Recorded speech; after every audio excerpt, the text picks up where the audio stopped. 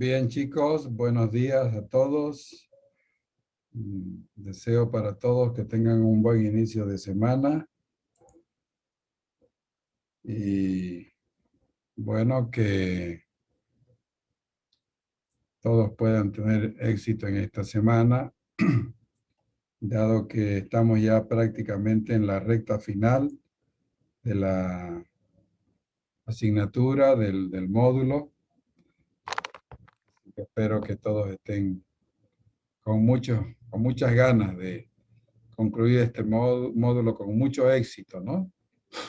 Yo ya les pasé el calendario del fin del módulo, así que todos deben estar enterados de las actividades que tenemos a partir de este día.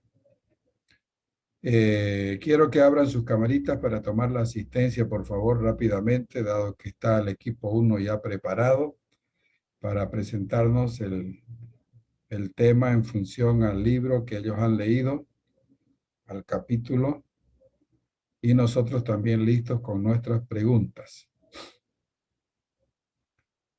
Bien, vamos a tomar la lista. Jimena, todos son bienvenidos. Ahí está Jimena Alemán, ahí está Estela Rocha, ahí está Valeria Rivero, Sebastián Espinato, Renata Méndez, Verónica Ferreira. Qué bien que está Verónica, que no la veo muy seguido. Starlin Zavala, Rodrigo Peinado, Carlos Cáceres, Melina Elizondo,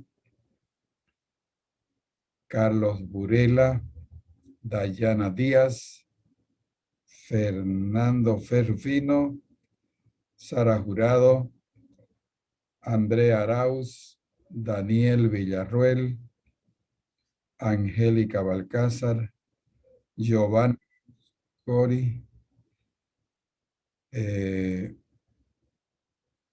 Katia Quiroga, Patricia Melgar, Raúl Vaca, Caterine Rivera, Analía Mérida, Brandon Salvatierra y ¿quién está faltando? Ahorita se me desconfiguró la pantallita. ¿A quién no le tengo la lista? A ver, vamos a ver la otra página un ratito. A ver. ¿Alguien que no le tomé la lista, chicos? Bueno, todos A mí, están. ¿A quién? a mí, Ana, Ana Yulisa Yavita. Muy bien. ¿Alguien más? Nadie más. Muy bien, perfecto. En esta oportunidad damos la bienvenida al equipo número 1 que nos va a exponer un tema muy importante. Está relacionado con uno de los libros bases de la asignatura y bueno, nosotros vamos a estar atentos con nuestros apuntes, con nuestro bolígrafo, y las preguntas tienen que estar relacionadas, por supuesto, con la temática que ellos nos van a exponer en esta mañana, ¿no? Así que voy a pedirle que Jimena, que es la gerente, Jimena Alemán, que es la gerente del equipo, ¿quién va a compartir la presentación, Jimena? va a compartir Renata Méndez, licenciado. Ah, Renata Méndez. Muy bien, entonces todos los del equipo número 1, por favor, con sus pantallitas abiertas, y los demás ya pueden dejar de mostrar su pantalla. A ver, quiero que intente, he estado configurando mi Zoom, a ver si puede compartir, porque le he dado una opción de que pueden compartir pantallas. Y ya puedo compartir. Ah, excelente. Entonces, comparta su pantalla, Renata, adelante.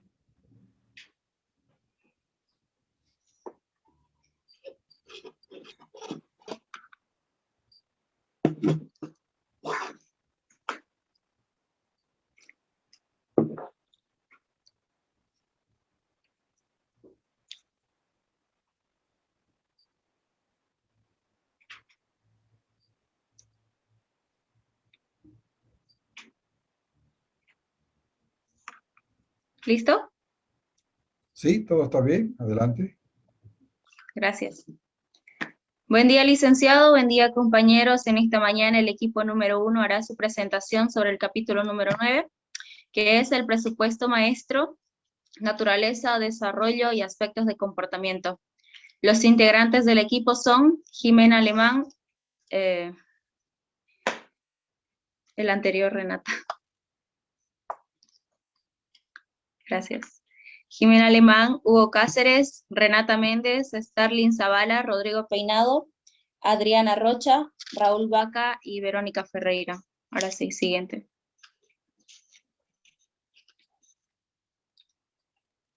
Bien.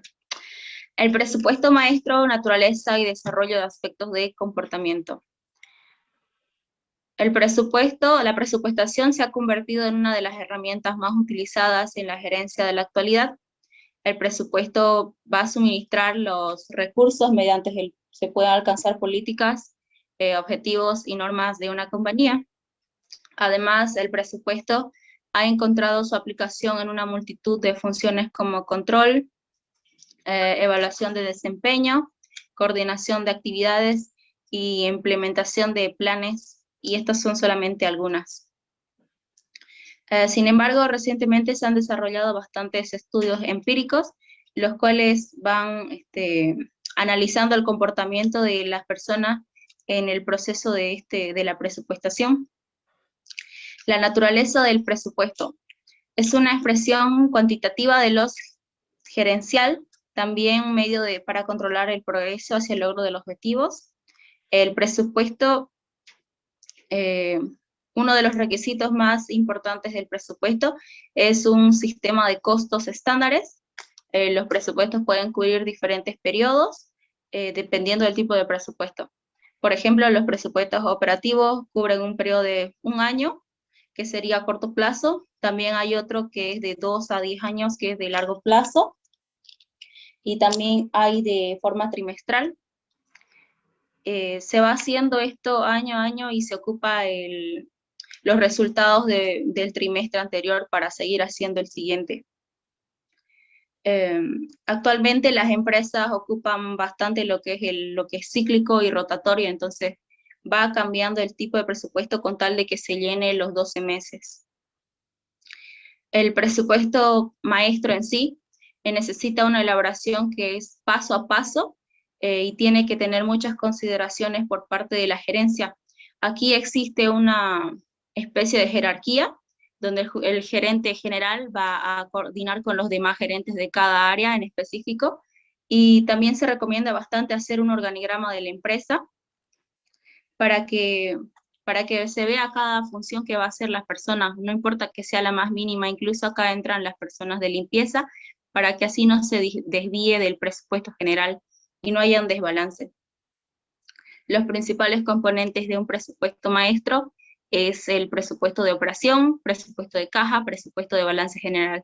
Dentro de estos, del presupuesto de la operación, por ejemplo, está el presupuesto de venta, producción, compra de materiales directos, consumo de materiales, la mano de obra directa, costos indirectos de la fabricación, costos de artículos vendidos, gasto de venta. Dentro del presupuesto de caja está el pronóstico de la próxima caja, pronóstico de salidas de caja y los estados de flujo de caja presupuestaria. Dentro del presupuesto del balance general está el presupuesto de inventario final y el balance general presupuestado. Eso sería. La siguiente expositora sería Verónica Ferreira, por favor. Buenos días.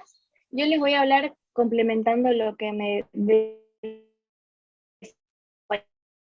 Jimena. Los principales componentes de un presupuesto son presupuestos de operación, presupuestos de caja, presupuestos de balance general, sistema convencional y presupuesto a base cero. También les voy a hablar un poco sobre la planeación del programa y sistema presupuestario PPSP. Es la fuerza que esta asignación de los recursos limitados de la organización, aquellas actividades o programas que prometen mayor rendimiento. Algunos puntos para construir un buen PPSP, que significa Planeación del Programa y Sistema Presupuestario, son: la alta gerencia debe planear estratégicamente las metas y objetivos tanto de corto como a largo plazo en la organización. También todos los costos y beneficios cuantitativos y cualitativos de cada actividad o programa alternativo.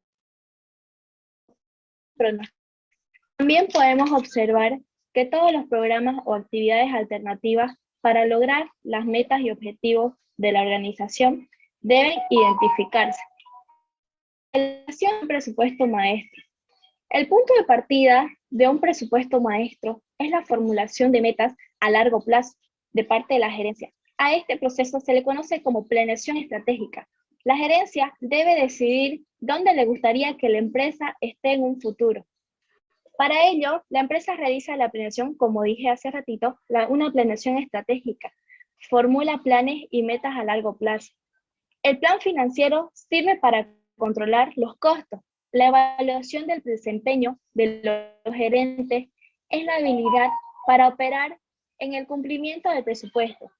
Se inicia con el pronóstico de ventas y termina con la proyección de estado financiero. Gracias, sigue mi compañero Hugo.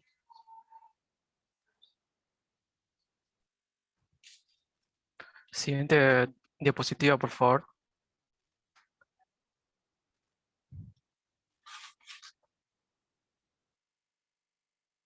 La siguiente. Bueno, muchas gracias. Muy buenos días, compañeros. Muy buenos días, Lisen. El presupuesto de venta. El presupuesto de venta es la base sobre cuál los demás presupuestos se inician. Si el presupuesto de venta está bien hecho, se puede continuar con los demás presupuestos. El presupuesto de ventas es una hoja muy importante para poder dar a conocer los datos de ventas de la compañía. El presupuesto de producción. El presupuesto de producción se vincula al presupuesto de ventas. Están muy estrechamente conectados y gracias a este presupuesto podemos pasar al presupuesto de compras de materiales directos. En el presupuesto de compras de materiales directos nos sirve para poder calcular los inventarios que necesitamos para la empresa. El presupuesto de mano de obra directa. Con este presupuesto podemos analizar cómo va nuestra mano de obra directa con los trabajadores, analizar los sueldos. También podemos ver si algún trabajador no está cumpliendo con su función en la empresa. A continuación, mi compañera le seguirá hablando de los demás presupuestos.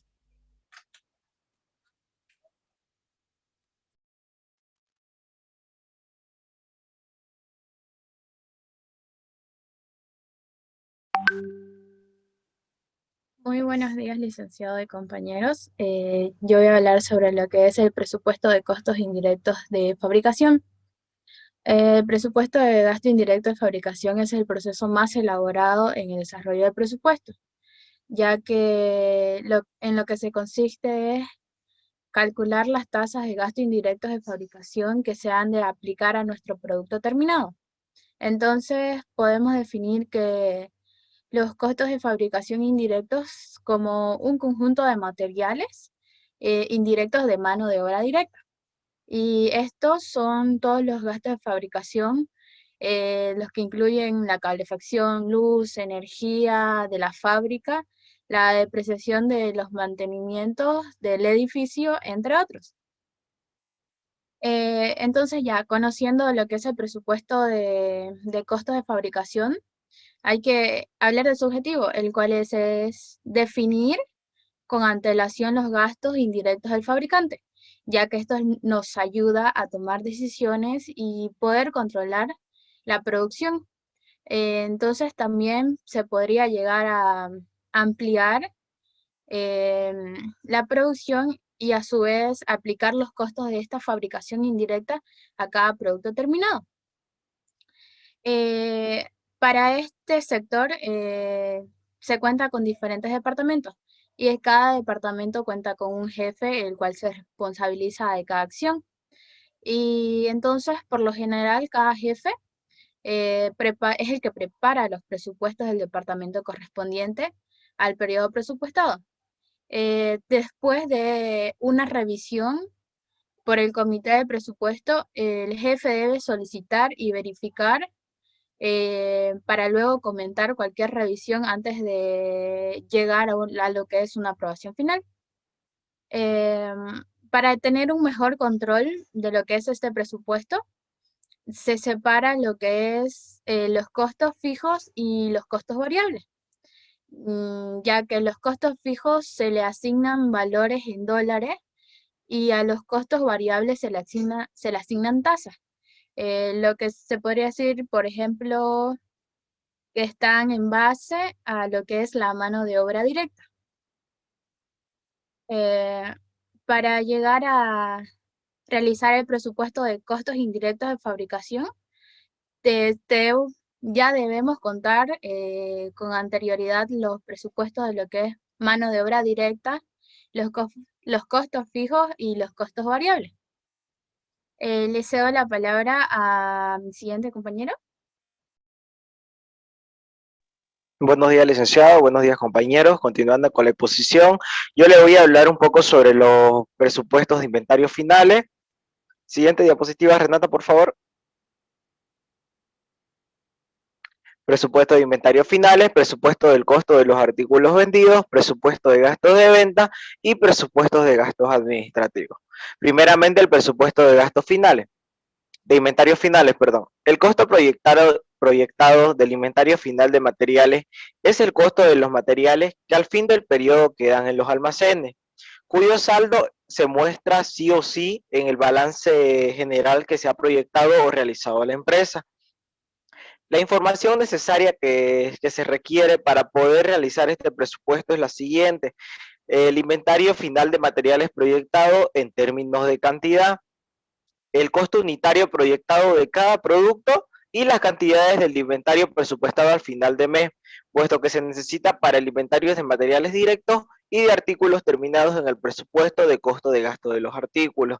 La fórmula para la proyección de inventarios finales es la que pueden ver en la pantalla, que es el costo del inventario final presupuestado es igual al inventario final, o sea, las unidades por el costo estándar por unidad. El presupuesto de costo de artículos vendidos. El costo de bienes vendidos es el coste directamente imputable al proceso de producción. Cuando una empresa fabrica un bien, el proceso productivo genera un coste conforme este avanza. Estos costes se conforman principalmente de la mano de obra atribuible a la producción. ¿Qué quiere decir esto? Que son los salarios. El coste de los materiales empleados, estos son las materias primas y los gastos generales que se generan en el proceso productivo. Por ejemplo, el agua, la luz que se necesite para desarrollar el producto. Se debe entender que el presupuesto del costo de artículos vendidos es básicamente lo que cuesta a la empresa producir su producto o producir el bien que le van a presentar a la población.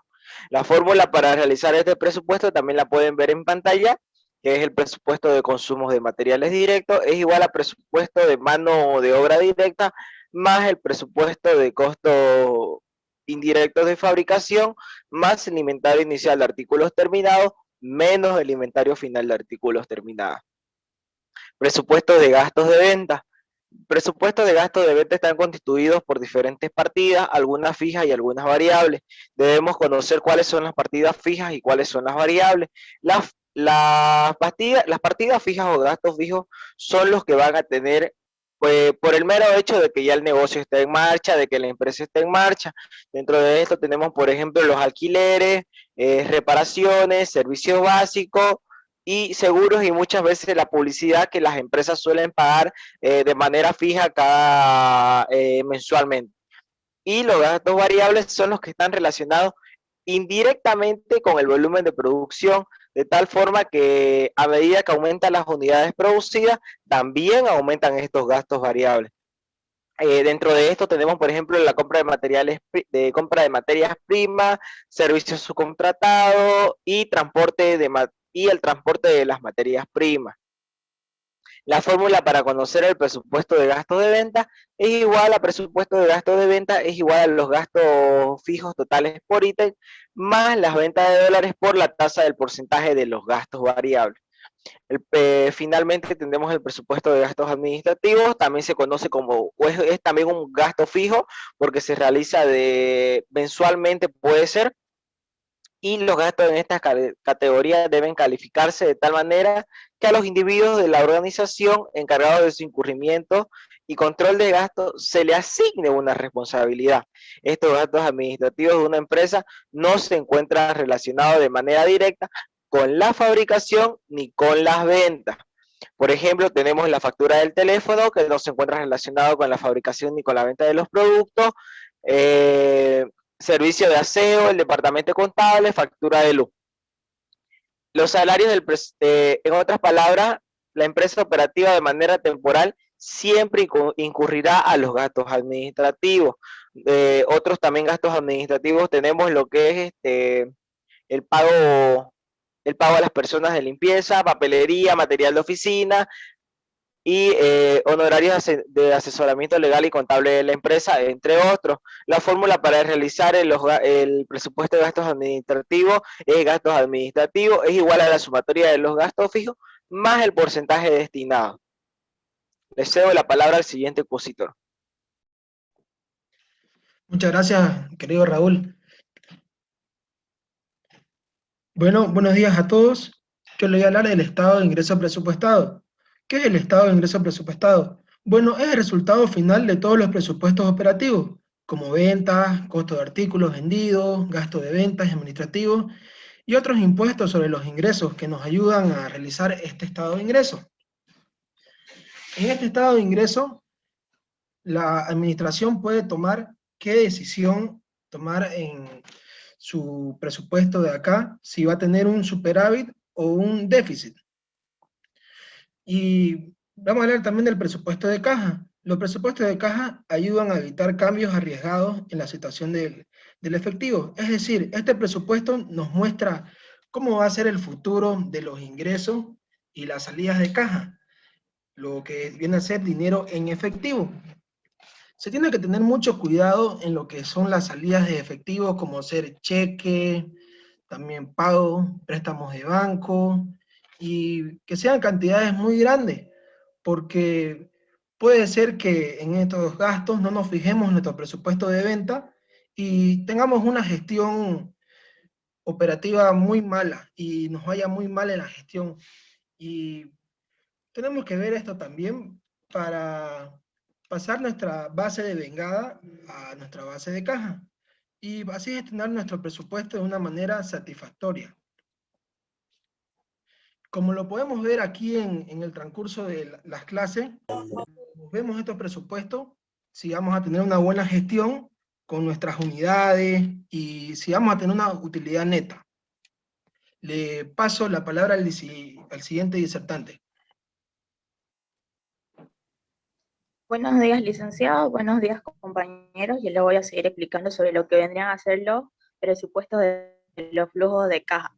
Cuando hablamos de los presupuestos de los flujos de caja, como decía Rodrigo, ayudan a verificar lo que vendría en lo que vendría a ser el presupuesto fijo ya fijado. Hablamos de que el flujo de caja más bien ordena los egresos y ingresos del efectivo, que ayuda a conocer la liquidez del negocio, ¿no? Estos flujos de caja representan el cambio durante el periodo de caja y los equivalentes de caja, ya sea una inversión de corto plazo donde genere una alta liquidez, ¿no? Según los flujos de caja tienen dos características que se basan en las actividades operacionales de inversión y las actividades operacionales financieras. Cuando los flujos de caja de las actividades operacionales son por lo general los presupuestos de caja de las transacciones y otros hechos que afectan la determinación de la utilidad neta o de lo establecido ya en el presupuesto maestro. Cuando hablamos de las actividades operacionales de inversión, podemos decir de que pueden tratarse, perdón, pueden tratarse de la concertación de cobros o de préstamos, como también puede ser el traspaso de deudas o de instrumentos de valor líquido. También puede ser a través de bienes o equipos que representen un activo que produzca en la empresa, ¿no? Las actividades financieras pues vienen a ser la obtención de recursos a través de los propietarios y el suministro de rendimientos sobre una inversión o sobre el rendimiento que se esté estableciendo, ¿no? Cuando voy a pasar a hablar sobre lo que son los aspectos de comportamiento de la presupuestación. Cuando hablamos de esto, es un acuerdo que está establecido entre los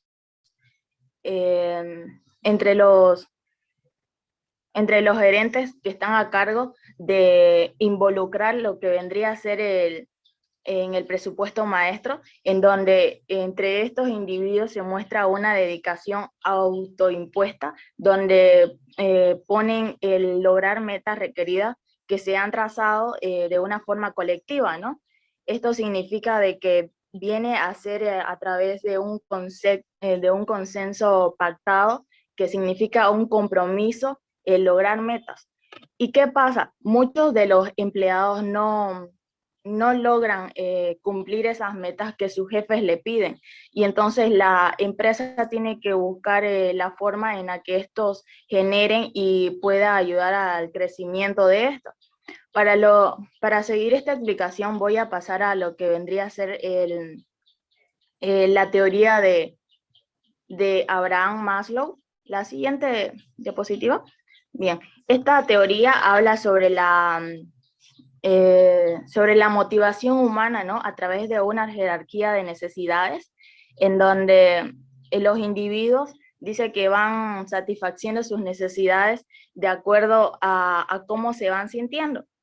Cuando hablamos de esta pirámide, básicamente en la base está la necesidad fisiológica, seguida de una necesidad de seguridad, una necesidad social, una necesidad de autoestima y la necesidad de autorrealización.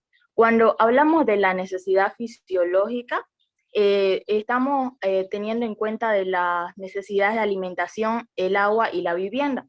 Cuando hablamos de una necesidad de seguridad, hablamos de una seguridad o independencia económica que tiene el sujeto al momento de trabajar, ¿no? Una vez la persona ya tenga una alimentación, tenga una vivienda, tenga agua y tenga una seguridad y una estabilidad económica, esta va a buscar una aceptación a través de la sociedad, donde vendría a surgir las necesidades sociales, ¿no? En donde la persona siente que debe ser aceptada en una organización. Una vez ya esta persona se sienta aceptada en una organización o forme parte de una organización, tomando en cuenta a los demás, viene a surgir la estima y el respeto por las personas. Cuando esto sucede es que la persona ha crecido y entonces en este aspecto él quiere de que lo valoren por sus esfuerzos y por todo el trabajo que ha realizado.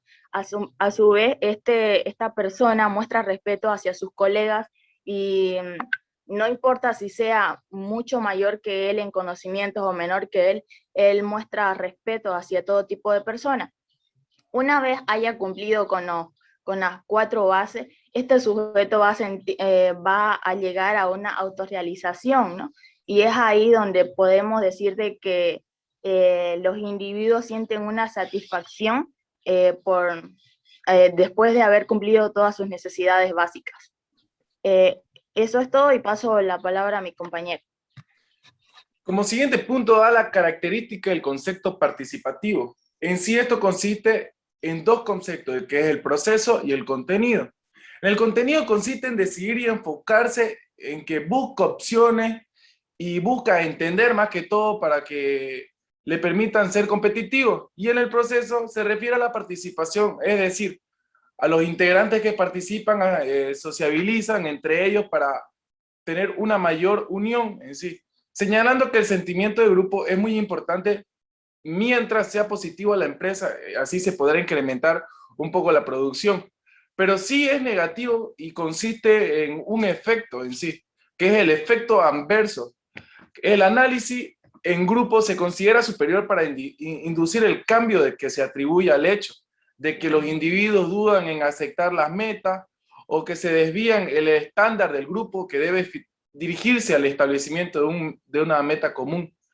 En sí, la cohesión y la actitud, que son parte de la interacción de los factores que pueden conducir en sí a varios resultados, la cual estos constituyen una alta cohesión de actitudes negativas, que es un aspecto ocasionado ante todo una disminución de la producción, pero en sí conscientemente pueden observarse que las combinaciones de la cohesión y la actitud pueden generar resultados significativamente diferentes y reconocen que hay dos ventajas principales y asociadas para que el presupuesto particular de o sea, los clientes, los trabajadores, tengan la meta de los gerentes, de tener en cuenta que pueden ser gerentes operativos en una sensación de un reto, digamos, y responsabilidad para ellos.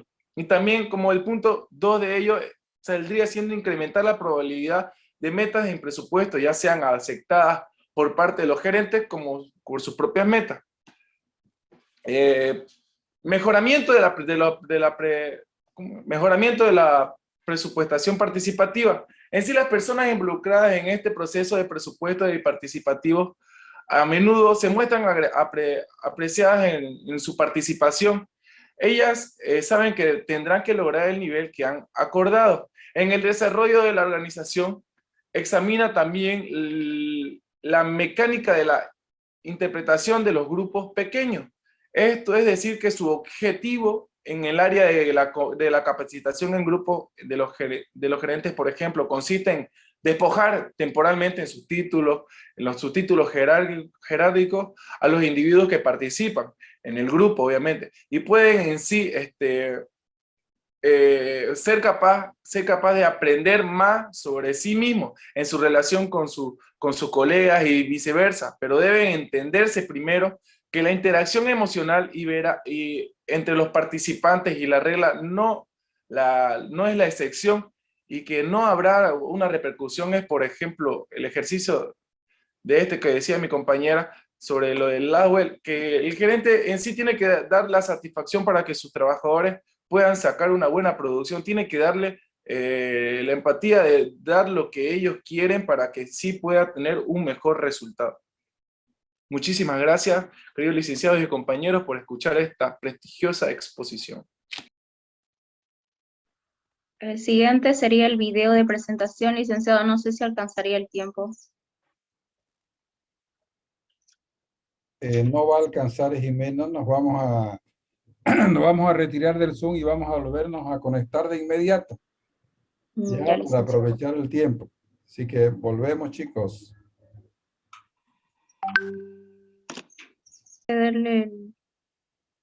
No, ya tiene. Ya. Entonces que lo pongo.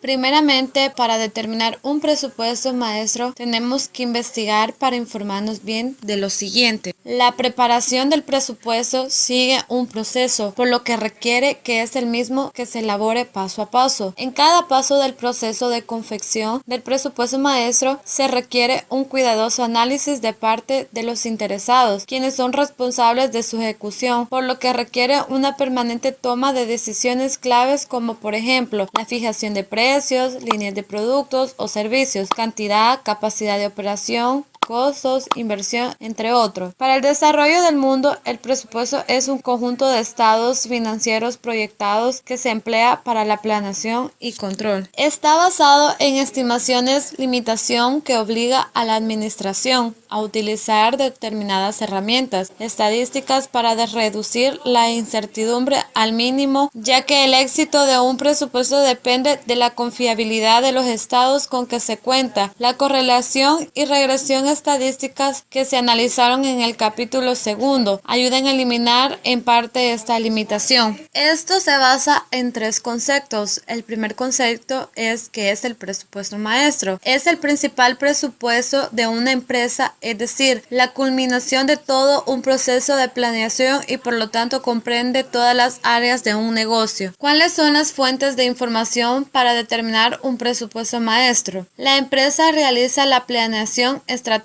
que es el proceso de formular planes y metas a largo plazo. Uno de los factores del desempeño de los gerentes es la habilidad para operar en forma operativa. Y por último está cómo se usa Excel para elaborar un presupuesto maestro. Bueno, se comienza con una plantilla, se cambian los colores, títulos, los bordes de celdas para hacer columnas. Se pone el número de documento, la fecha y se ve claramente las tres partes. La forma del presupuesto, los totales, se utilizan los códigos para que aparezcan en la columna B y nosotros solo tenemos que poner las cantidades y descuentos con cálculos en el subtotal.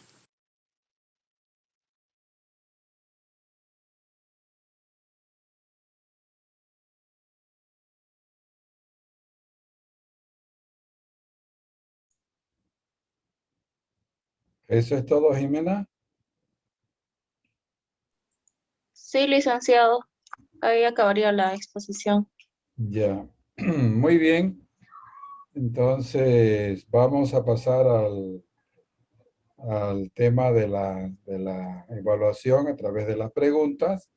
Así que espero que todos ya tengan sus preguntas escritas, porque tienen que mostrar en la pantalla.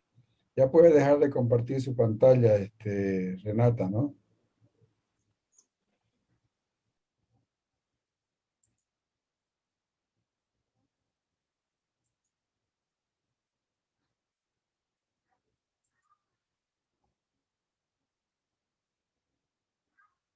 Muy bien, ahora sí vamos a poner en las galerías para poder verles a todos. Los del equipo número 1, ¿no? Son 8 estudiantes en el equipo 1.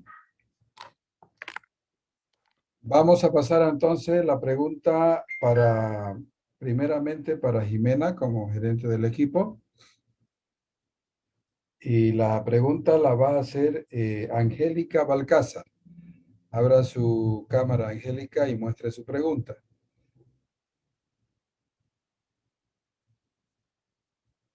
¿Puede leer?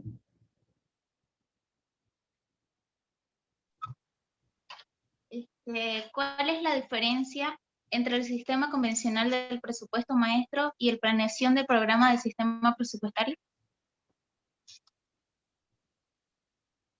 Okay. La diferencia de un presupuesto maestro convencional y el de la planeación del programa de presupuestario es básicamente que se centra más que todo en el resultado de la organización, al igual que el presupuesto base cero.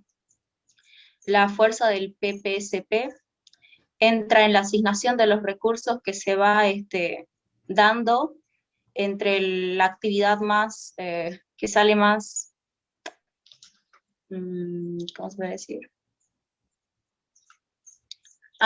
entre las actividades que prometen un mayor rendimiento. Entonces va haciendo una clasificación de los recursos y va designándolos a cada uno. Eso sería.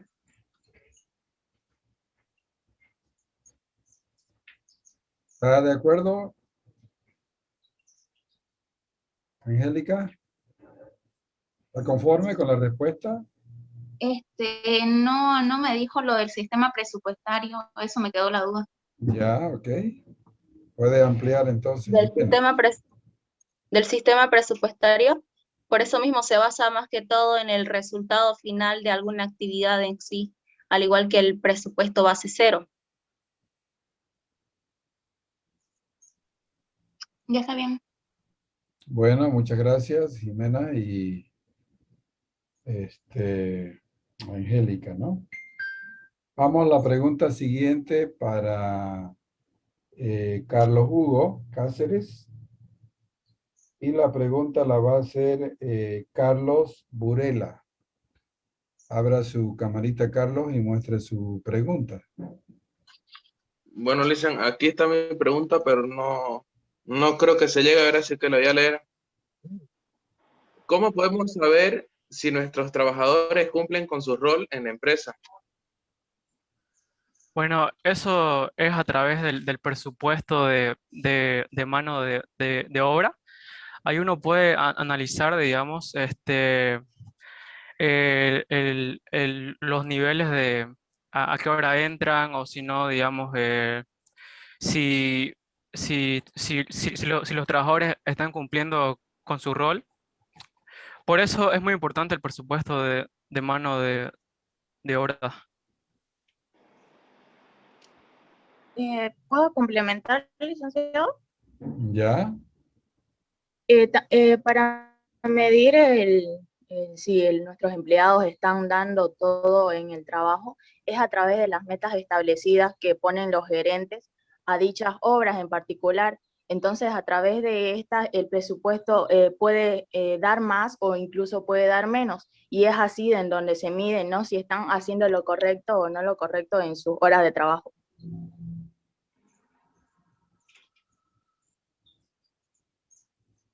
¿Qué dice Carlos? ¿Está contento o tiene todavía dudas? Sí, está bien, gracias. Bueno, muchas gracias. Entonces, pasamos a la pregunta 3. Sería para Starling Gutiérrez.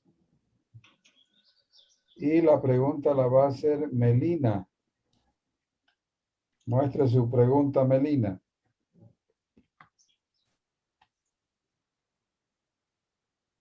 No sé si se ve. A ver. La leo si no. ¿Qué es un gasto fijo?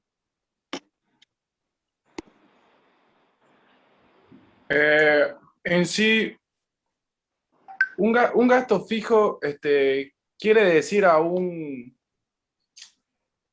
gasto fijo es consta que una empresa que no varía con los volúmenes de producción, o los gastos fijos incluyen a menudo en el alquiler, digamos, tu alquiler o tu gasto de luz y agua, o no sé, de comida o de vivienda. Eso sería un gasto fijo, digamos.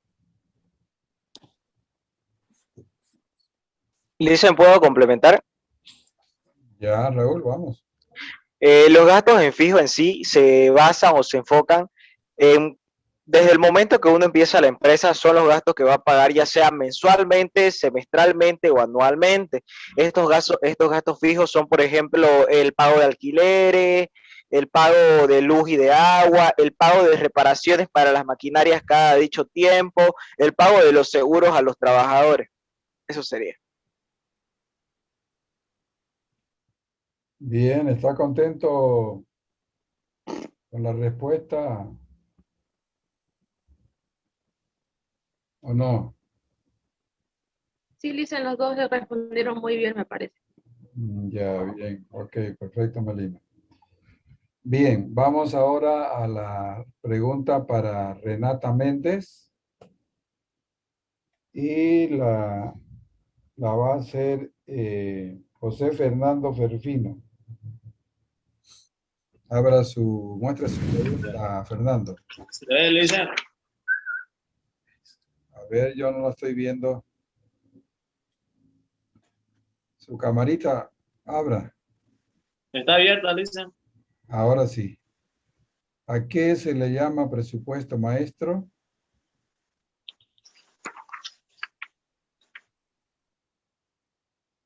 Fernando. Eso, Lisa, ¿a qué se le llama presupuesto maestro? Muy bien. Entonces, Se llama adelante. presupuesto maestro a lo que vendría a ser la finalización de lo que sería un proyecto y todo el proceso a lo que llega al término, ¿no? Y en esto entran lo que es los costos de fabricación, la mano de obra para verificar que todo el proceso esté bien y que no exista un déficit y que, o sea, en sí, que todo marche bien para llegar a la conclusión de sacar un producto a la venta.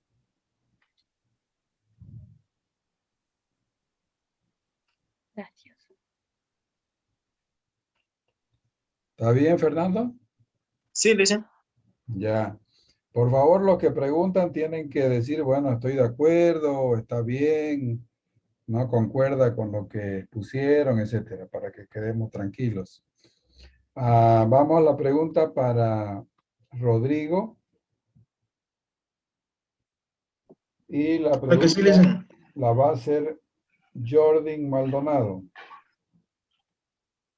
Adelante, Jordan, muestre su pregunta.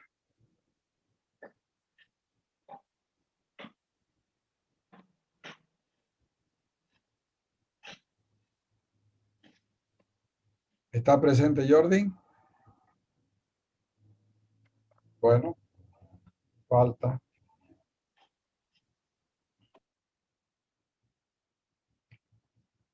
Entonces va a hacer la pregunta Patricia Melgar.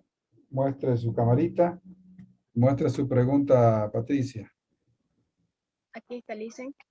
¿Qué es un gasto? La pregunta es, ¿qué es un gasto variable? Claro que sí, compañera. Un gasto variable son todos los gastos. Bueno, en sí el gasto variable va de acuerdo a la producción.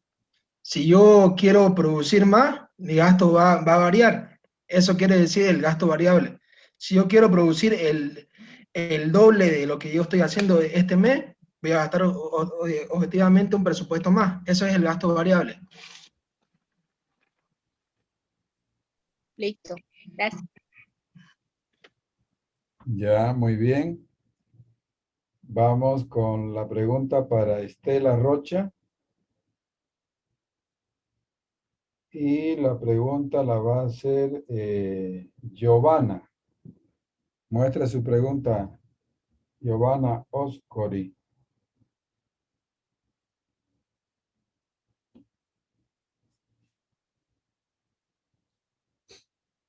¿Aló, Giovanna?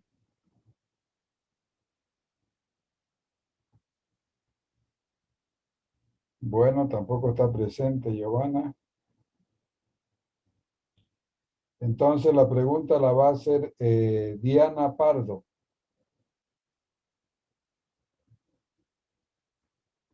Muestre su pregunta, Diana.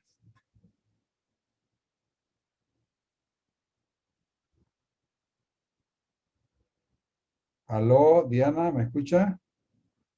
Perdón. No se puede ver bien, lo escribí muy chico, pero dice, ¿para qué sirven los presupuestos flujos de caja? Por la luz. ¿Para qué sirven?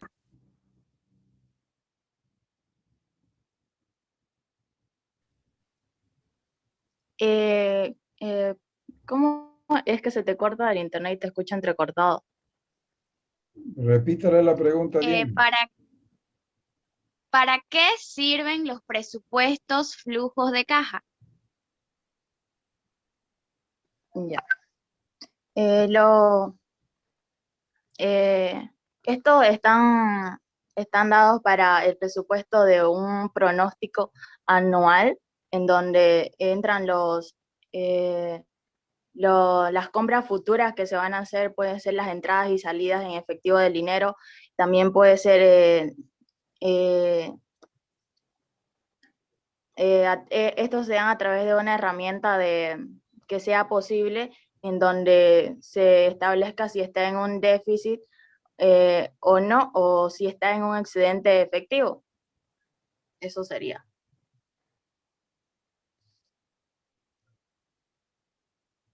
¿Qué dice Diana? Muy bien. ¿Está contenta? Bueno. Ok, vamos la pregunta para Raúl Vaca. Y la pregunta la va a hacer Caterine Rivera. Adelante, Caterine, muestre su pregunta.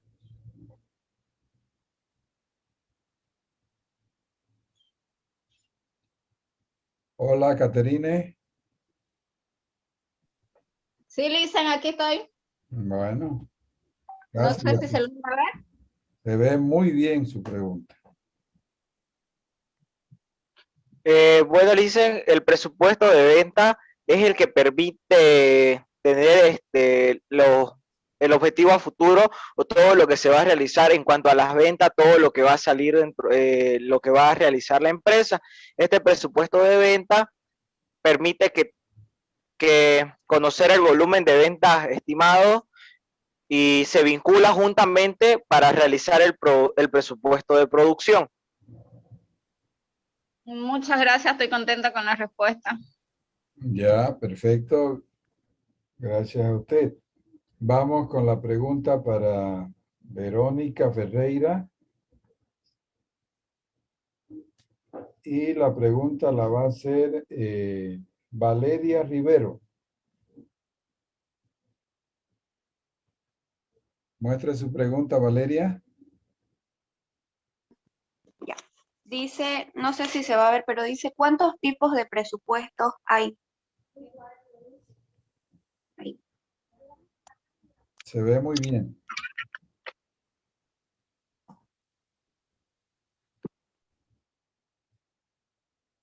Verónica. Sí, Lisen, va a disculpar, estaba hablando con el micrófono apagado. Ya, los tipos de presupuestos son los siguientes. De balance general. Y también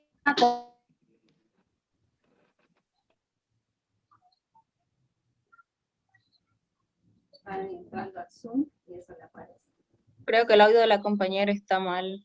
Sí, no se está escuchando bien. Es su señal, al parecer, dicen.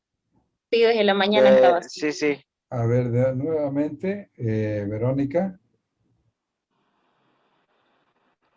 No la botamos bien el Zoom.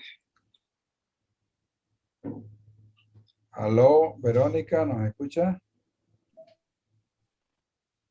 Creo que la botó el Zoom, dicen. Sí. No, está ¿Hola? ahí, está ahí. Ya. Ah, ¿Se escucha, No se Lisen? escuchó, ¿me Verónica. escucha? Ahora, Recién.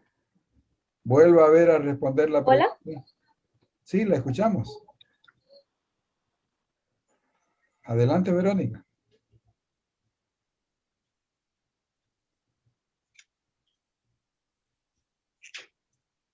Aló, Verónica.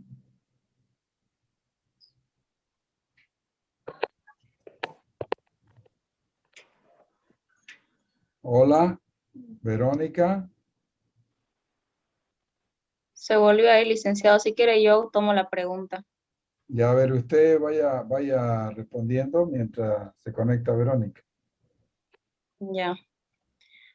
Los tipos de presupuestos son presupuestos operativos, los cuales se dividen entre, podrían ser un año o dos, que es a corto plazo. Después el siguiente de cambios de planta sería de un año, de 5 a 10 años, que sería a largo plazo.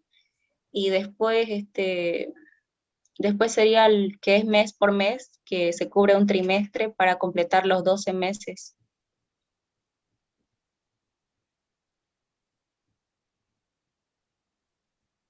¿Ya está? Sí, ahorita está entrando otra vez Verónica. A ver un ratito, vamos a esperar.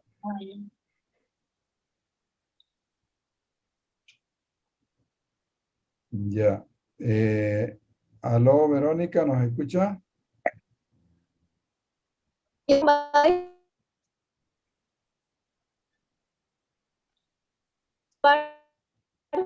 Estaba mal mi internet.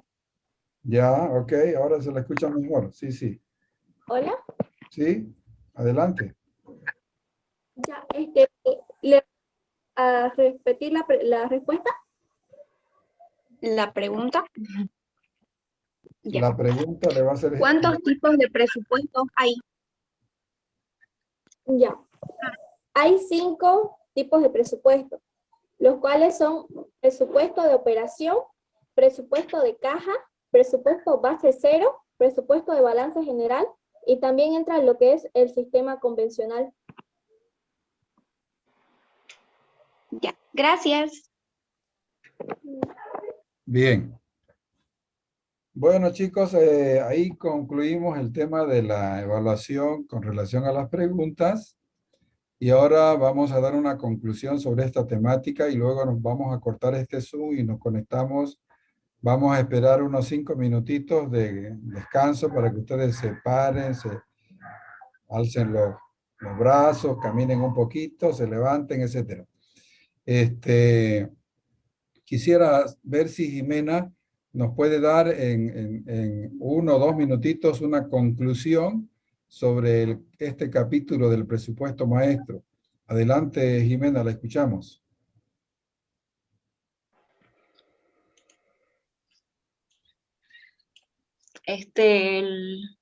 Las conclusiones serían que el presupuesto maestro es una herramienta bastante usada porque es bastante detallada, incluso el organigrama que permite ver las funciones de cada persona.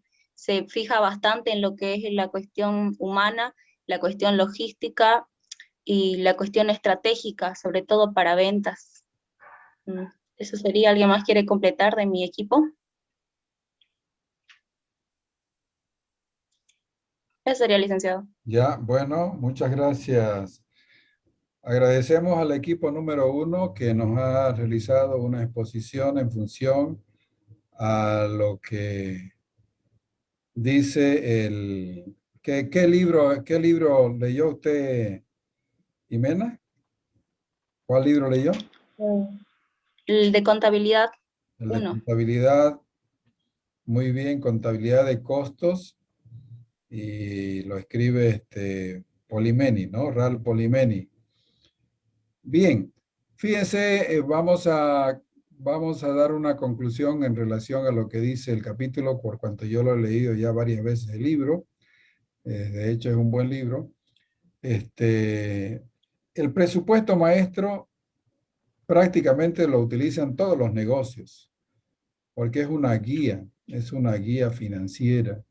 Si ustedes se dan cuenta, lo que sus compañeros han expuesto está muy relacionado con lo que nosotros estamos resolviendo en la clase, ¿no? Nosotros hemos comenzado con el presupuesto de ventas, después hemos ido al presupuesto de producción, después hemos ido al presupuesto de compras, presupuesto de mano de obra, presupuesto de los CIF, ¿no? Presupuesto de los inventarios, y por supuesto nos faltaba entrar en el tema de la parte de operación, que vendría a ser el presupuesto de gastos comerciales, de gastos de administración y también de gastos de finanzas. Entonces, toda empresa industrial, principalmente de tipo industrial, porque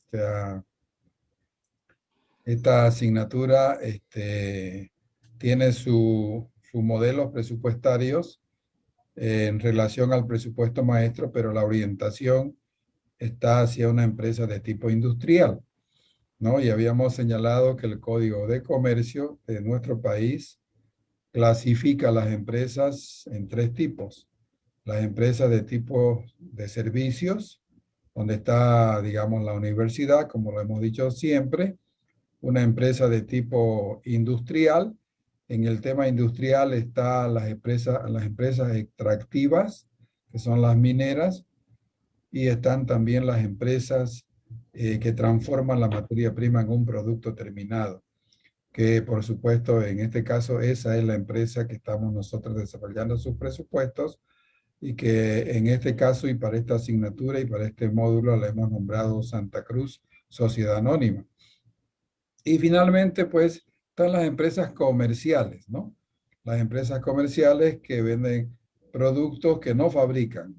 Ahí podríamos identificar, por ejemplo, una venta de repuestos de los vehículos, que ellos compran repuestos y luego los revenden los repuestos, y muchas otras, ¿no? Que no fabrican los productos, pero sí que los revenden.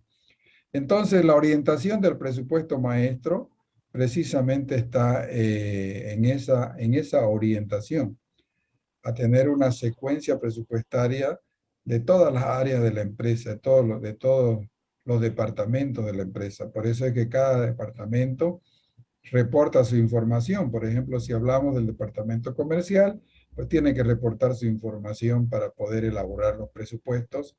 Y de hecho, ya lo hemos señalado, que el punto de partida de la planificación presupuestaria siempre es el presupuesto de ventas. Así que con esto, chicos, concluimos el tema y vamos a cortar el Zoom y volvemos a conectarnos en unos 5 minutitos para que ustedes tomen un pequeño break. ¿Listo? Nos conectamos enseguida del equipo número 2. El gerente es Brandon Salvatierra Suárez, y ellos van a presentarnos una exposición también sobre uno de los capítulos del libro de contabilidad de costos de Real Polimeni, otro capítulo que ellos han leído y que tiene relación con la asignatura, ¿no? Así que adelante, Brandon. ¿Puede compartirnos su presentación o quien sea del equipo 2? Yo voy a compartir, licenciado. Adelante, Analía.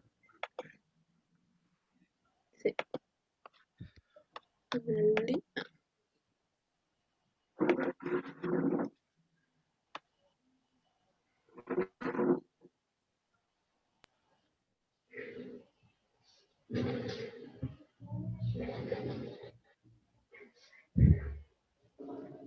Bueno, muy buenos días, licenciado, muy buenos días, compañeros. Vamos a hablar justamente sobre uno de los temas más importantes y que hemos llevado a cabo en el desarrollo de esta aula, ¿no? Que sería la presupuestación de capital. Justamente para poder... ¿Prosigo? Sí, adelante, le estamos escuchando bien. La siguiente, Analia. Donde justamente con el grupo 4 y todo vamos a poder desarrollar todo lo que sería este tema para dar una conclusión y el entendimiento para poder aplicarlo en nuestra vida. Dado por ello, vamos a ver qué significa el presupuesto de capital o la presupuestación de capital justamente y cómo poder desarrollarla. El presupuesto de capital, como bien dice, es una prevención financiera por lo cual se determina la diferencia entre las inversiones que se van a hacer a futuro o los recursos que hacen falta para llevarlas a cabo. Aquí, como podemos ver en la diapositiva, está utilizando términos monetarios a la diferencia entre la provisión futura o inversiones. Dando por ello, para nosotros verlo en otra palabra o poder visualizarlo de diferente manera, con una diferente estética, podremos verlo así.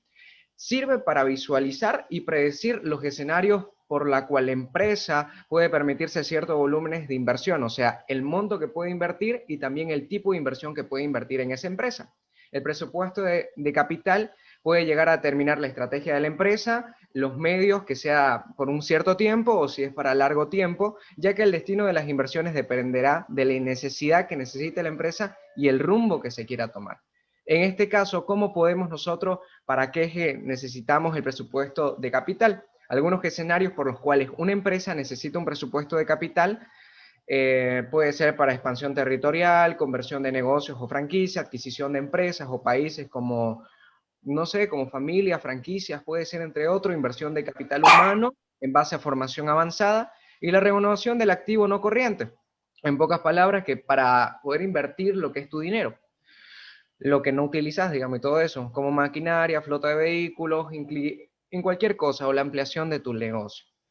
Para ver los elementos del presupuesto de capital, anda a la derecha. El profesor Vera Río mostraba una pequeña presentación de cómo poder explicar esto. El presupuesto de inversión, estas son como tipos planilla más o menos para nosotros poder adecuarnos. Si nosotros queremos hacer más adelante lo que sería un presupuesto de capital y cuánto tenemos, entonces nosotros deberíamos utilizarlo de esa manera. Primero pondríamos el periodo por el cuánto que queremos y todo el periodo que se hace. Después el presupuesto de inversión, la aplicación de recursos, total necesidad de fondos prevista, el presupuesto de financiación, origen, total obtención de fondos prevista, el superávit y déficit. ¿Y para qué es esto? Muchas personas piensan que es para uno, pero no. Al fin y al cabo, esto sirve para que nosotros podamos ver cómo se está manejando el capital de la otra empresa. Por eso mismo se trata de eso. Nosotros fijamos si hay un superávit o un déficit. Superávit, Brandon, superávit. Un superávit y un superávit y un déficit, donde podemos ver cuál es el mayor porcentaje de la empresa. En pocas palabras, vamos a hablar sobre la empresa de Logitech. Logitech, esta empresa, puede tener un superávit de unos $40.000, pero lo que está quitando de ellos son 10.000, y eso ver la rentabilidad, si nosotros podemos dar esa inversión en esa empresa para poder nosotros ganar, digamos. Obviamente que el objetivo siempre va a ser ganar. Podemos verlo también desde otra forma. Hay diferentes formas que se pueden ver mucho más internas, incluso para mejorar la empresa o dónde saber invertir. Por ejemplo, el presupuesto de financiación, el origen del recurso, donde se hace, y ahí justamente hablamos en el anterior punto que decíamos, que eso hace que nosotros podamos tener un volumen de investigación de la empresa. En parte, esto va a ello. ¿Por qué? Financiación interna o autofinanciación. Y aquí podemos aplicar todas las cosas que la empresa está yendo a eso, y nosotros sacar nuestra contabilidad, así como lo estamos haciendo en la clase, para nosotros saber si es factible invertir, o incluso, si es nuestra propia empresa, si es factible seguir produciendo. Y eso sería justamente el presupuesto de financiación. Eso mismo. Mi compañera va a seguir exponiendo. Continúo yo y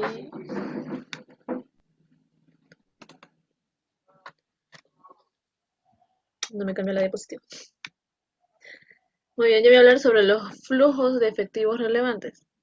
¿Qué son estos flujos? Es por así decirlo, el resultado que queda luego de la salida del impuesto de un monto, ¿no? Es lo que sobraría. Y mejor les doy un ejemplo que aquí, bueno, estaba en el libro. El ejemplo habla sobre una empresa que quiere comprar nuevas máquinas. Entonces, pero sin embargo el ingreso va a variar porque el impuesto va a ser diferente. Bueno, en otros países el impuesto cuando compras algo nuevo es menor. Sin embargo, en Bolivia el impuesto es mayor. Entonces aquí podemos ver en el ejemplo, no sé si ven mi mouse.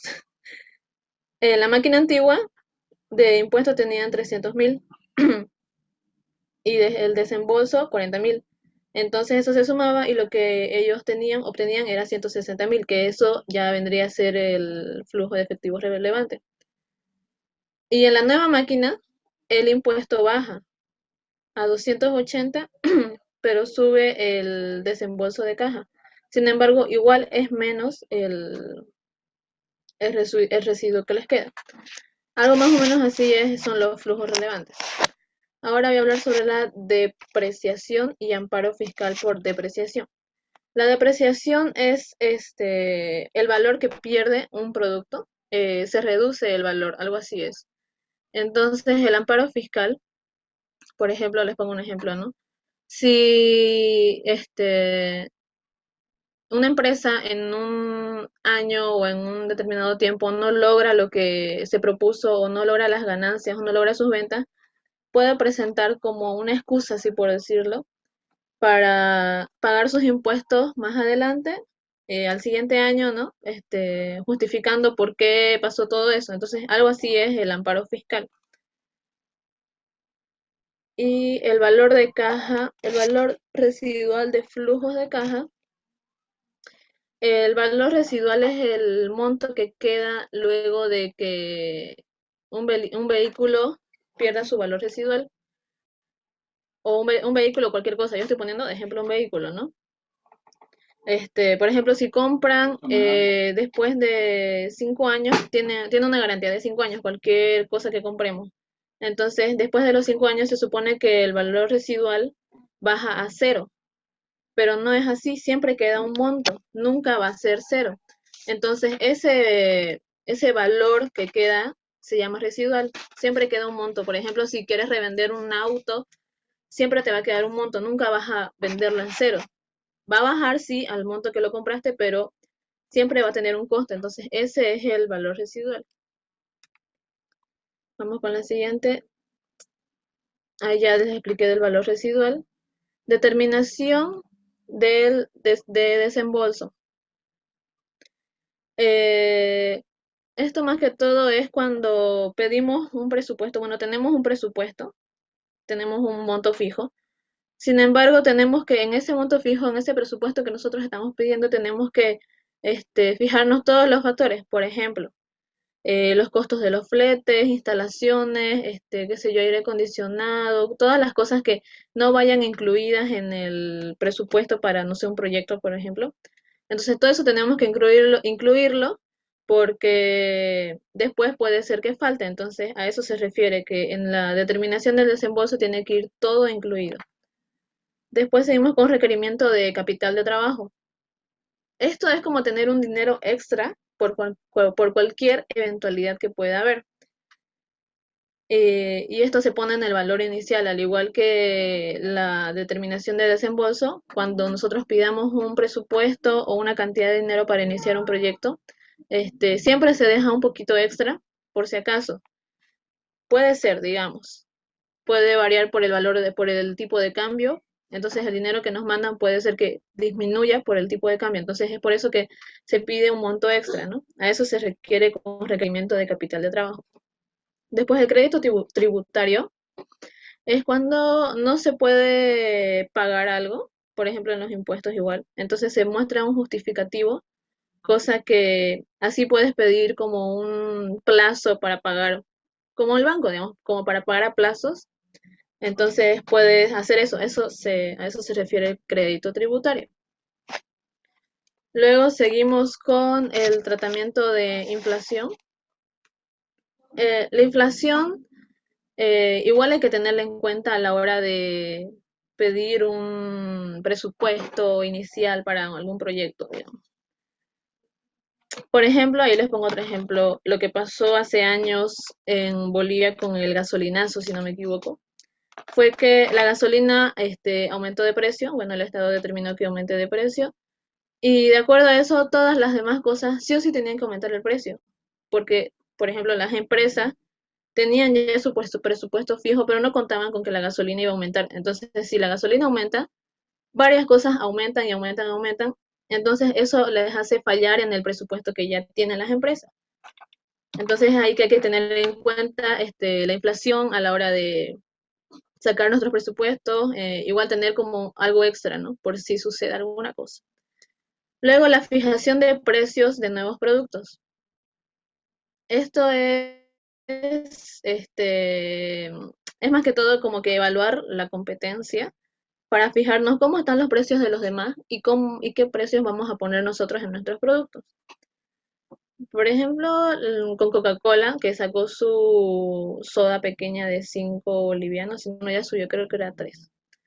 La cosa es que ellos tuvieron que hacer un análisis, ¿no? De las competencias, que si yo, Pepsi, Mendocina, a ver cómo lo tenían ellos el precio.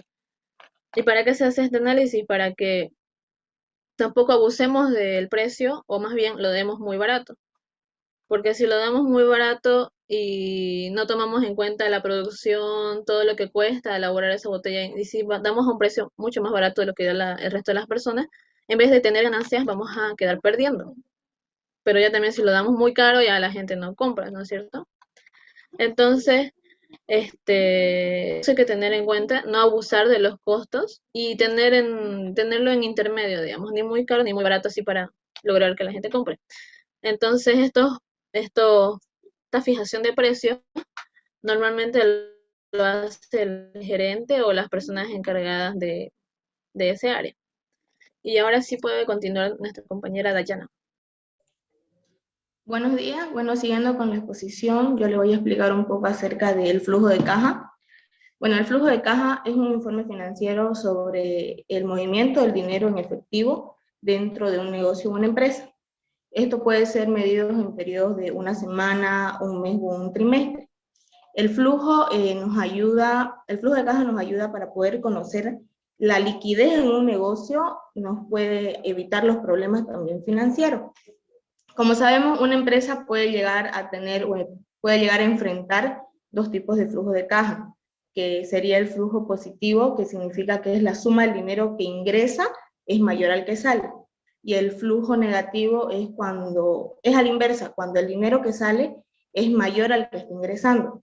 Si no se puede regular, esto trae muchos problemas, ya que el mal manejo que se tiene del flujo de caja puede llegar a causar muchas fallas en los negocios.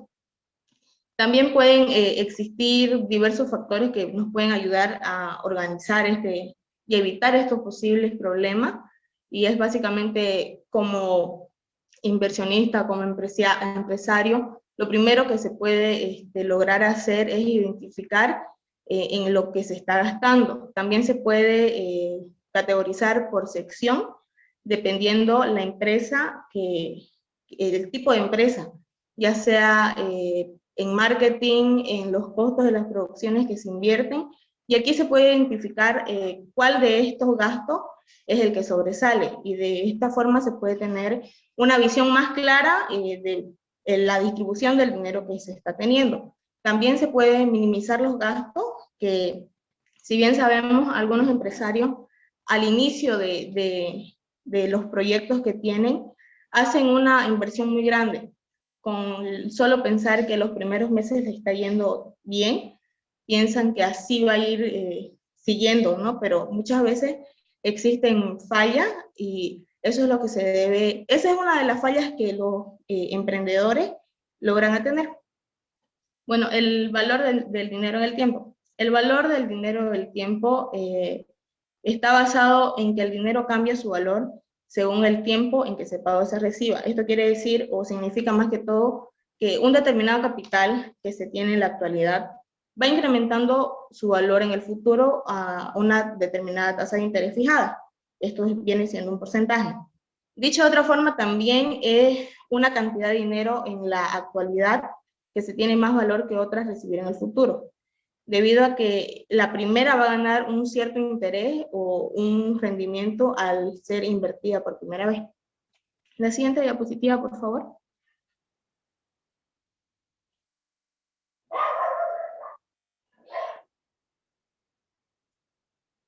El interés compuesto. Bueno, el interés compuesto aparece cuando los intereses generados se van añadiendo a lo que es la capital inicial, lo que esto hace que los intereses generados en un primer momento se vuelvan a generar nuevos intereses, es decir, básicamente que se trata de un efecto que se multiplica el dinero, donde a medida que se generan intereses, el importe va a ir aumentando, y esto va a ir generando otros nuevos intereses con un importe mayor que el primero o el anterior.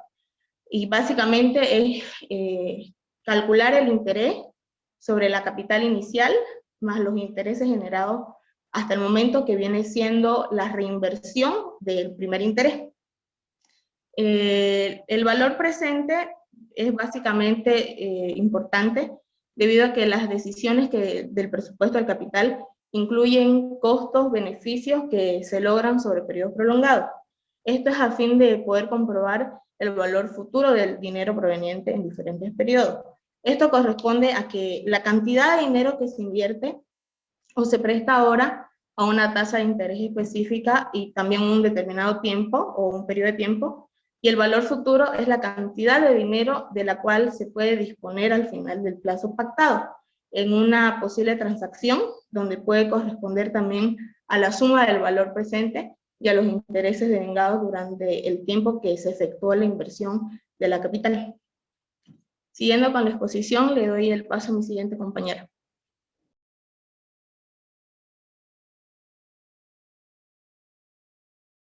Buen día, licenciado y compañeros. Yo les voy a exponer sobre el valor presente de una anualidad. Cuando el valor futuro de cada año de las series es el mismo, las series se conocen como anualidad. Para una anualidad no es necesario calcular el valor presente de cada año. Se puede utilizar un procedimiento más corto y rápido. Hay tablas disponibles que suministran el valor presente de una anualidad de $1 por periodo. El valor presente de una anualidad se calcula suponiendo que la primera cantidad tendrá lugar al final de los 12 meses. Estas anualidades se denominan anualidades comunes. En algunos casos se recibe de forma inmediata. Ahí la anualidad se denomina anualidad vencida. Técnicas de presupuestación capital. En esta sección se explican las 5 técnicas frecuentes que frecuentemente se utilizan para la evaluación de un proyecto, y estas son 5. 1, el reembolso. 2, la tasa contable de retorno. 3, el valor presente neto. 4, índice de rentabilidad. Y por último, 5, tasa interna de retorno. No todos los proyectos exponen a la empresa el mismo nivel de riesgo. Después tenemos las propiedades esenciales de una técnica de presupuestación capital. Puesto que la gerencia tiene más de una técnica de presupuestación de capital para seleccionar, ¿cómo se sabe cuál es la mejor técnica por utilizar? La mejor técnica es aquella que genere la selección de proyectos que maximice la riqueza de los propietarios de la firma. Para esto, la técnica debe tener las siguientes 4 propiedades esenciales. 1. Debe considerarse todos los flujos de caja de un proyecto, es decir, no debe ignorarse ninguna parte del flujo de caja mediante la técnica para determinar el proyecto económico más atractivo. 2. Debe tenerse en cuenta la selección del momento oportuno del flujo de caja. O sea, considerarse el valor del dinero en el tiempo al evaluar el flujo de caja.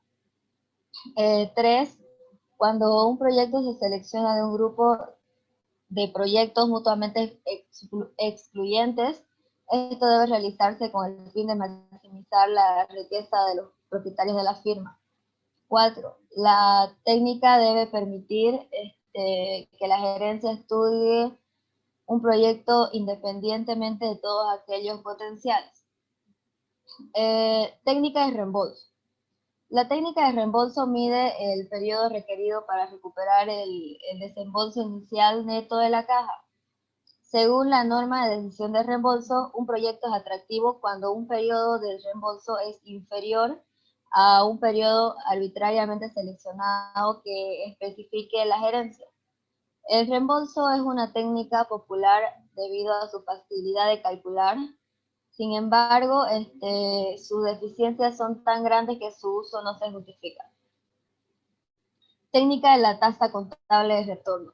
La tasa contable de retorno se calcula dividiendo la utilidad neta promedio después de impuestos entre el desembolso inicial neto de la caja.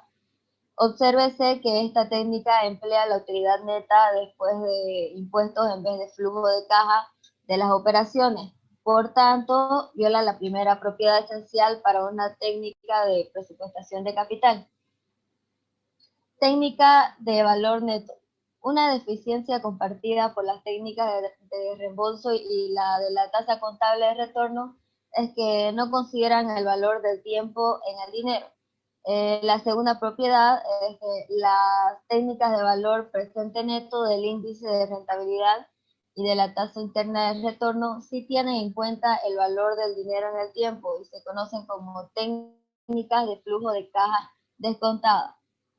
La técnica de valor presente neto es de flujo de caja descontada, como lo mencionaba. Y el BPN de un proyecto se determina calculando primero el valor presente del flujo de caja de las operaciones utilizando la tasa de retorno requerida y luego restando el desembolso inicial neto de la caja. Siguiente diapositiva.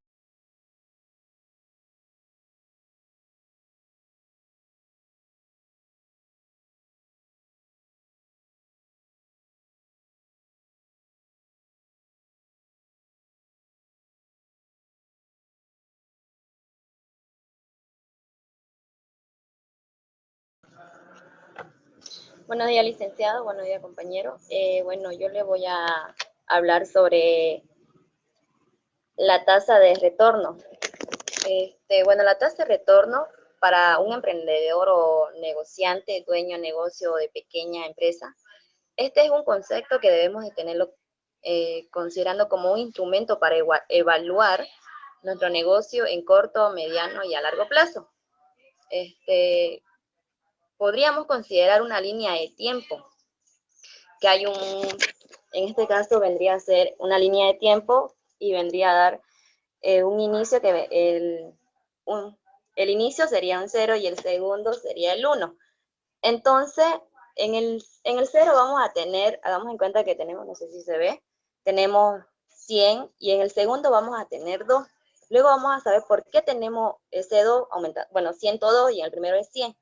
Ahora, si bien en el mundo financiero se buscan hacer ganancias en el día, están comprando y vendiendo acciones de empresas diariamente. Buscan una rentabilidad diaria. En este periodo, en este periodo de tiempo, consideramos de un día. Si bien, ahora con... A ver, como le dije, en el punto 0 tenemos 100, en el punto 1 tenemos 102, entonces, ¿por qué aumentó? Bueno, es posible que haya aumentado por los depósitos que haya hecho en una entidad financiera o en un fondo de inversión, en acciones de una empresa. Esto es lo que nos da, ¿no?, a entender sobre la tasa de retorno, que por qué nosotros de tener 100 tenemos 102, ya sea lo que hemos hecho, invirtiendo en una empresa, en un negocio. Eso vendría a ser lo que fue la tasa de retorno, que vamos viendo nosotros cómo va volviendo, ¿no?, nuestra plata y aumentando. Eso sería.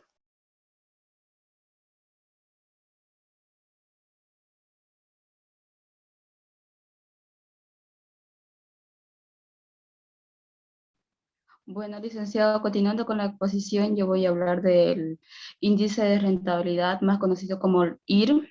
¿Qué es el índice de rentabilidad? El índice es el rendimiento del peso que uno invierte, digamos, en cada proyecto o en cada empresa, ver la cantidad de cómo hacer que siga aumentando. Una de las ventajas es que al poner la plata invertida, tenemos que seguir paso a paso de cómo va la inversión, si es que genera ganancias o pérdidas. Y una de sus desventajas es que, como en todo proyecto, digamos que puede ser que decida el socio retirar la inversión porque no quiere arriesgar su ganancia. La tasa de retorno requerida, esta tasa es el promedio ponderado de los costos después de los impuestos de los diferentes componentes de la estructura de la empresa, de que se paga de los impuestos de compras, de lo que se paga impuestos, puede ser de los que viene, de las movilidades que uno adquiere.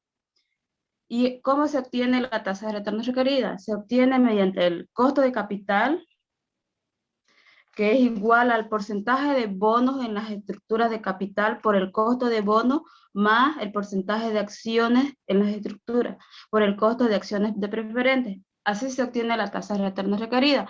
La tasa de retorno requerida es también conocida como el costo marginal o promedio ponderado. Por favor, la siguiente.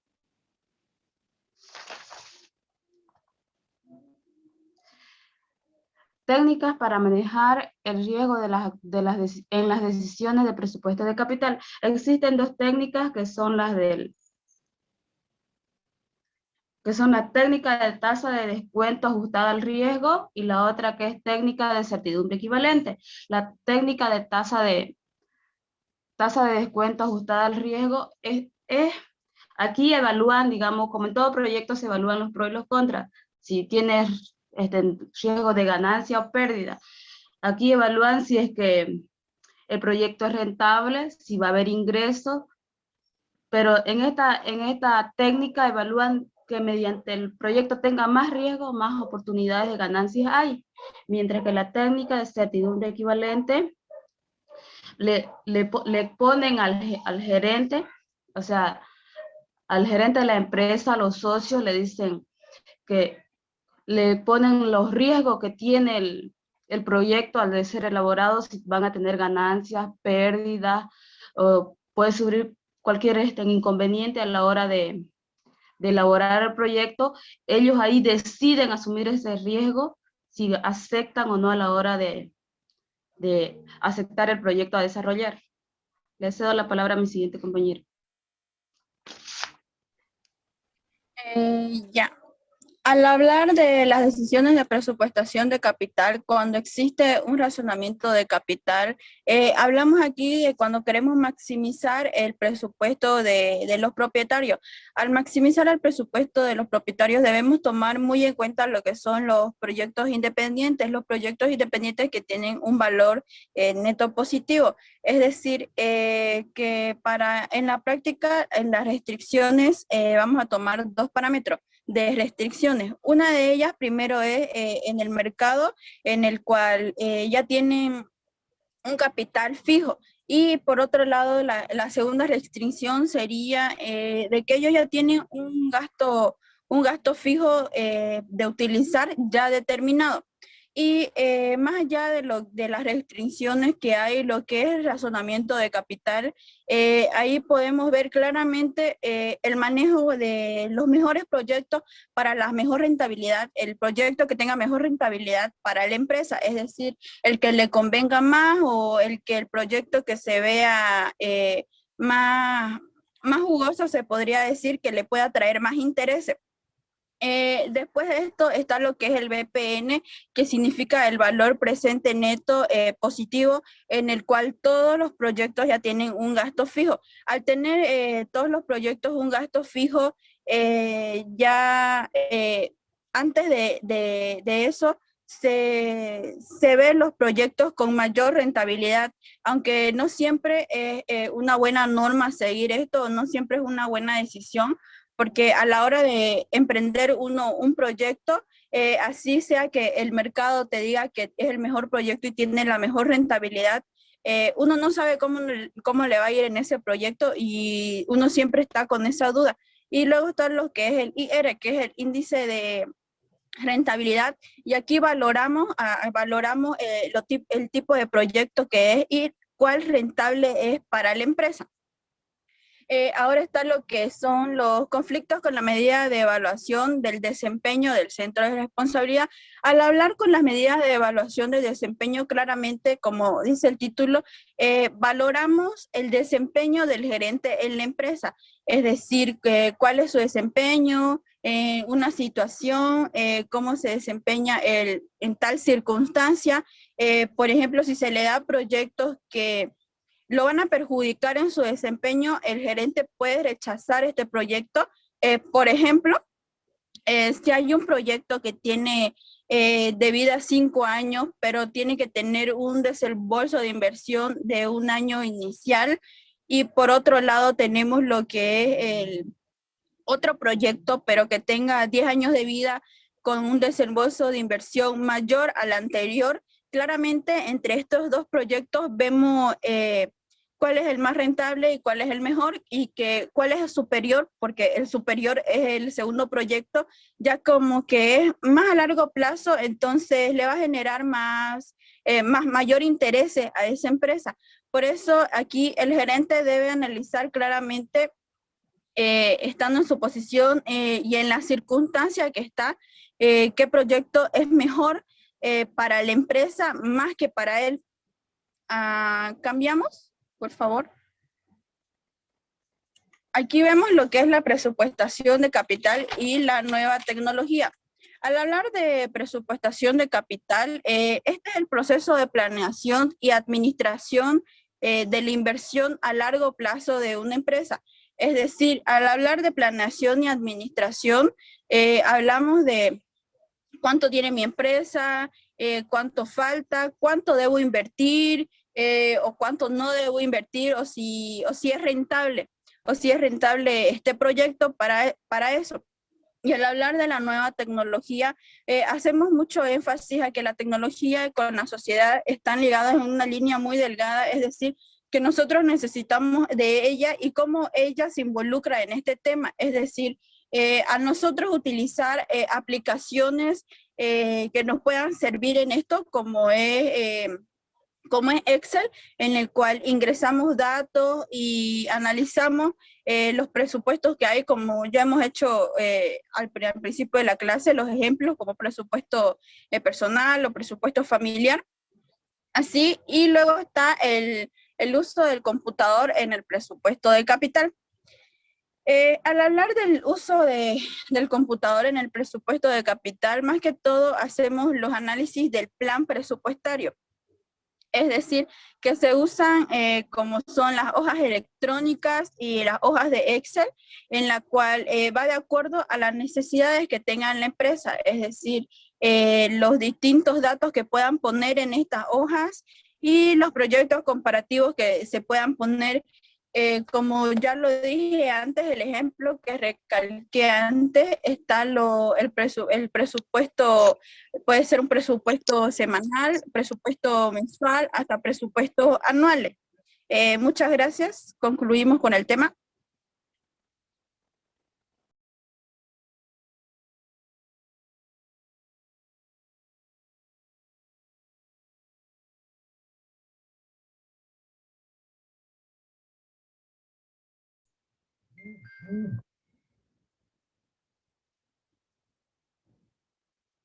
Bien, chicos, se nos va a cortar. ¿Tiene un video para mostrar, Brandon, sobre la temática? ¿Cómo dijo Lisa? ¿Tiene usted algún video para mostrar sobre este tema? Sí, hay un video para mostrar, licenciado. Ya, entonces ahorita vamos a cortar y vamos a volver a conectarnos enseguida, chicos, ¿ya? ¿Listo? Ya, Lisa, muchas gracias.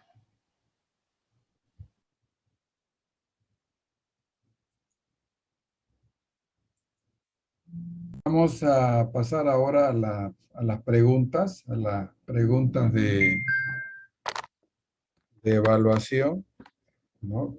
Sobre esta temática del presupuesto de capital. Así que primeramente la pregunta va para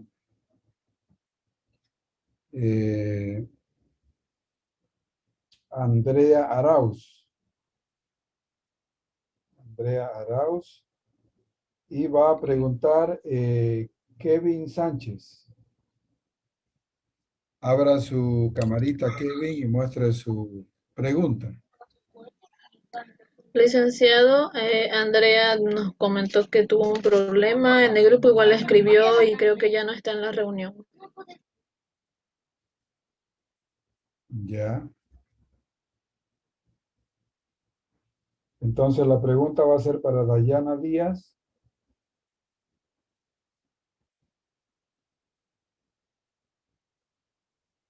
Y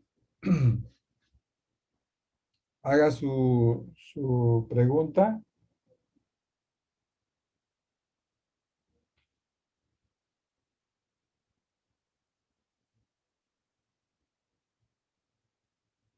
A ver, Dayana, y dijimos que le iba a hacer la pregunta.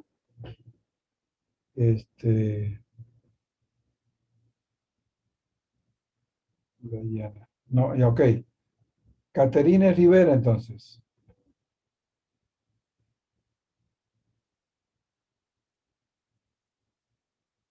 Muestre su pregunta, Caterine.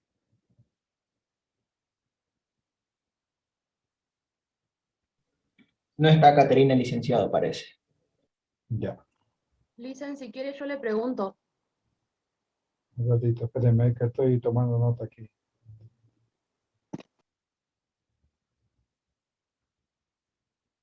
Ya, ¿quién quiere preguntar?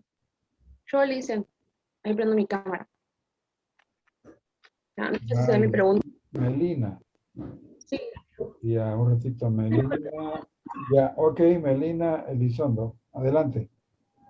No sé si se ve. ¿Sí se ve? Sí, sí se puede ver. Bueno, el interés compuesto se realiza cuando los intereses de cada periodo se suman a tu capital inicial. Esto hace para que se pueda producir nuevos intereses y se pueda reinvertir para que así generen aún más, como antes que el primer interés que has recibido de tu capital. O sea, es la multiplicación de tu interés por el primer interés de tu capital. No sé si quedó claro. Sí, clarísimo. Ya, Gracias. muchas gracias. Pregunta para Sara. Listen, su internet también se cortó de Sara y no puede entrar, dice. Se le cortó. Es que ella está, creo que en otro departamento. Ya, estoy tomando nota acá. Vamos a ver. Pregunta para Analía. Ya le va a preguntar Daniel Villarruel. Muestre su pregunta, Daniel.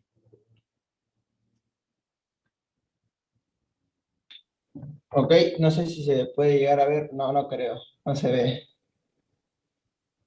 ¿Lo puedo decir? ¿A Aquí, dónde la está Mojita. mostrando pues su pregunta? Ah, a ver, mantenga su papel. No, es que no se ve.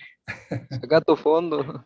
Es el fondo. Es que mi cuarto está desorden. Me da Ya, vergüenza bueno. mostrar. Pero lo puedo decir. Ok, ¿para qué sirven las medidas de evaluación de desempeño de un gerente?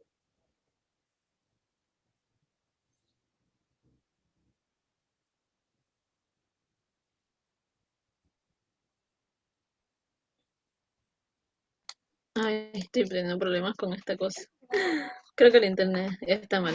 ¿Las medidas para qué dijiste? ¿Para qué sirven las medidas de evaluación de desempeño de un gerente? Las medidas de desempeño para calcular datos, para medir costos, para saber dónde invertir, para saber qué proyectos sirven para la empresa, para medir los costos, calcular gastos. Complementando con lo que dice mi compañera, sirve para analizar el desempeño del gerente de la empresa y que sea lo más conveniente para la empresa. Es decir, qué proyecto sea más rentable para la empresa para que así le genere mejores ingresos. Ok, me quedó claro. Como Ya, que evaluar gracias. muchas cosas. Ya. Gracias, Daniel. Bueno, vamos con pregunta para Quiroga, Georgina Quiroga. Y la pregunta la va a hacer Sebastián.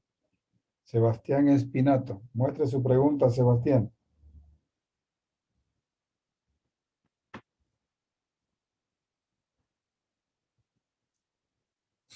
¿Aló, Sebastián?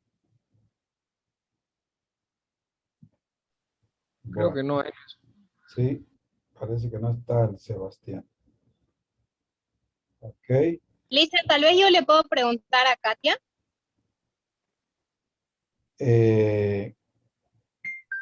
A ver, ¿quién? Patricia.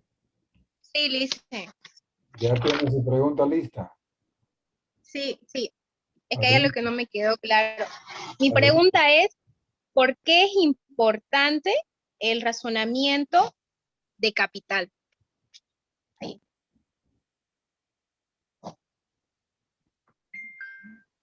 Ya, es importante el razonamiento de capital porque aquí evaluamos qué proyecto es más rentable para la empresa. Es decir, antes de poner los gastos fijos, ellos preseleccionan qué proyecto es más rentable y cuál es el más conveniente para la empresa. Gracias, Katia. Ya. Muy bien. Bueno, vamos a la pregunta para Brandon. Ya, en este caso la va a hacer la pregunta Jimena. Abra su camarita, Jimena. Con su pregunta. Hola, Jimena. ¿Se logra leer, licenciado? Bienísimo. Léala, Brandon. ¿Qué se debe tener en cuenta para el desembolso en el costo inicial de una empresa? Uy, son muchos factores. Creo que principalmente tenemos que ver, no sé si se acuerdan que mostré dos áreas, ¿sí o no? Una área es para ver cuáles son todos los desarrollos de la empresa. Al fin y al cabo, para ver si hay un superávit y un déficit. O sea, en pocas palabras, si está ganando más y si lo que está gastando es mucho menos, digamos. Pero si en el caso es a lo contrario, entonces significa que la empresa no te conviene invertir. Luego en la otra, que sería, la parte sería viendo los costos de una manera más minuciosa, o sea, viendo la parte de cada uno de los flujos, que en qué gastan en cada una de las pequeñas cositas, para ver si es conveniente una inversión o el desembolso para retirar tu dinero y comenzar a invertir en esa empresa. Es como lo que estamos pasando, ¿te acordás? Eso, muchísimas gracias. Gracias. Bueno, finalmente la pregunta para Ana Yulisa. Ana Yulisa, y la pregunta la va a hacer, en este caso, Carlos Hugo. Carlos Hugo Cáceres. Muestre su pregunta, Carlos Hugo. No sé si se logra ver, ahí dice ¿qué es el valor residual?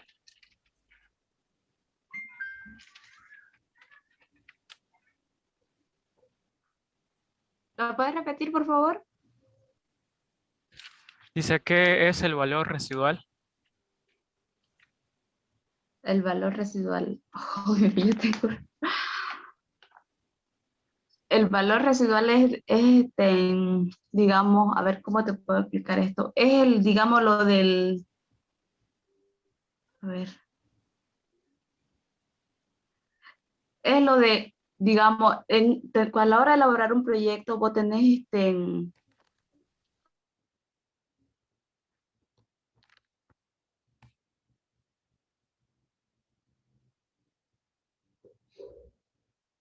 ay, no me puedo explicar. Algo, a ver, digamos, a ver, va sacando más o menos lo que es menos, digamos, lo menos resaltado de un proyecto, de ahí vas sacando tu valor para ver, para calcular, digamos, tus ingresos, tus egresos, algo así. Ya, ¿alguien le puede ayudar? Porque no es lo que está diciendo ella, ¿no?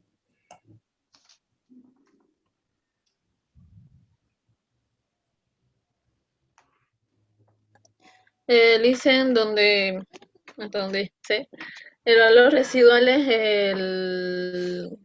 el monto que queda luego de la depreciación de un producto. Como yo daba el ejemplo, creo, de un auto, entonces que va bajando el precio por la depreciación, pero no queda en cero. Entonces ese valor es el valor residual. Ya, ¿Sí? bien. ¿Sí? ¿Alguien quiere Listo, Lisa. aclarar más sobre el valor residual para que quede claro ahí para Carlos Hugo? Creo que el valor residual puede ser incluso lo que pase más adelante, ¿sí o no? Si vos te pones a ver, digamos, lo que pasó en la gasolina hace un cierto tiempo, podés ver que mostró nuestra compañera Analía que la gasolina hubo un gasolinazo, en pocas palabras. Fue como que una despreciación de su valor. Eso puede pasar con las casas aumentando o puede ser disminuyendo, dependiendo de ello. Es como que el producto cambia su valor y va más bajo. Es como que te compres un auto Suzuki 2018, digamos, ¿sí o no? Pasan unos 10 años y entonces el valor de ese vehículo disminuye, creo que para su 40% del vehículo, de lo que cuesta. Entonces ese sería el valor residual. lo que disminuye de eso. O sea, sería como una cima, lo compras aquí y ¡pic! Cae. Así, es algo así, ¿me entendés? ¿Qué dice Carlos Hugo? Listo, Listen, sí lo entendí. Lo entendió. Vayan. Bien, de todas maneras, chicos, vamos a aclarar el tema porque está medio confuso la respuesta de los chicos. El valor residual es justamente lo que queda después de la depreciación.